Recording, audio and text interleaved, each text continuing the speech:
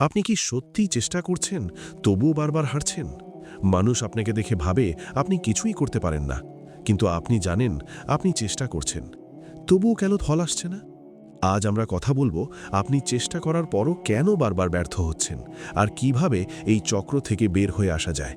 তাই ভিডিওটা শেষ পর্যন্ত দেখুন, কারণ আজকের কথাগুলো আপনার চিন্তাধারা বদলে দিতে পারে।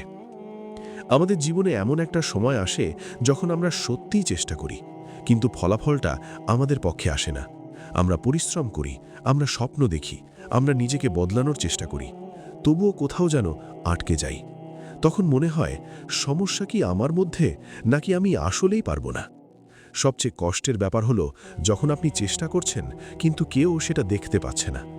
মানুষ শুধু আপনার ব্যর্থতাটাই দেখে, আপনার পরিশ্রমটা দেখে না।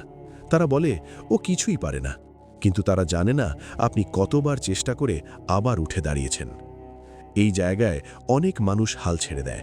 তারা ভাবে হয়তো এটা আমার জন্যে না, কিন্তু সত্যটা হলো আপনি হারছেন না, আপনি শিখছেন। প্রতিটা ব্যর্থতা আপনাকে কিছু না কিছু শিখিয়ে যাচ্ছে, যেটা হয়তো এখন আপনি বুঝতে পারছেন না। প্রথম কারণ, আপনি হয়তো সঠিক পথে চেষ্টা করছেন না। শুধু পরিশ্রম করলেই হয় না, সঠিক দিকেও পরিশ্রম করতে হয়। অনেক সময় আমরা একই ভুল বারবার করি আর ভাবি কেন সফল হচ্ছি না। তাই মাঝে মাঝে থামতে হবে, নিজের কাজগুলো অ্যানালাইজ করতে হবে। দ্বিতীয়ত, আপনি হয়তো খুব দ্রুত ফলাফল আশা করছেন। আমরা এখন এমন একটা সময় আছি যেখানে সবাই দ্রুত সফল হতে চায়, কিন্তু বাস্তবতা হলো বড় কিছু অর্জন করতে সময় লাগে। আপনি যদি দুদিন চেষ্টা করে ফল না পান, তাহলে সেটা ব্যর্থতা না, সেটা প্রক্রিয়ার অংশ। তৃতীয়ত, আপনি নিজের উপর পুরোপুরি বিশ্বাস করছেন না। বাইরে থেকে আপনি যতই বলুন আমি পারব, ভেতরে যদি সন্দেহ থাকে তাহলে সেটা আপনার কাজের ওপর প্রভাব ফেলবে।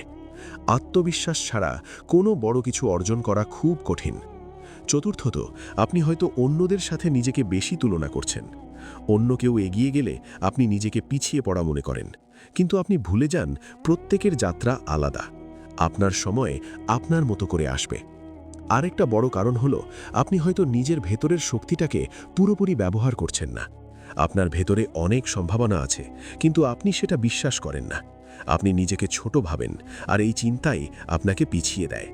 কিন্তু একটা কথা মনে রাখবেন, যারা আজ সফল তারা একদিন আপনার মতোই ছিল। তারাও বারবার হেরেছে, তারাও সন্দেহে ভুগেছে, কিন্তু তারা থামেনি। তারা প্রতিবার পড়ে গিয়ে আবার উঠেছে। আপনার জীবনেও সেই সুযোগ আছে। আপনি চাইলে এখন থেকেই নতুন করে শুরু করতে পারেন। আপনাকে শুধু আপনার দৃষ্টিভঙ্গি বদলাতে হবে।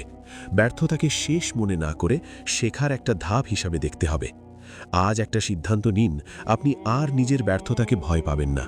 আপনি চেষ্টা চালিয়ে যাবেন, কিন্তু এবার বুঝে চেষ্টা করবেন, ধৈর্য নিয়ে চেষ্টা করবেন, নিজের উপর বিশ্বাস রেখে চেষ্টা করবেন।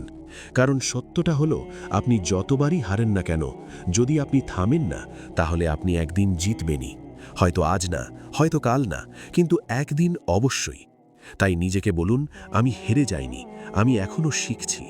আর এই চিন্তাটাই একদিন আপনাকে সেই জায়গায় নিয়ে যাবে যেখানে আপনি সব সময় যেতে চেয়েছিলেন।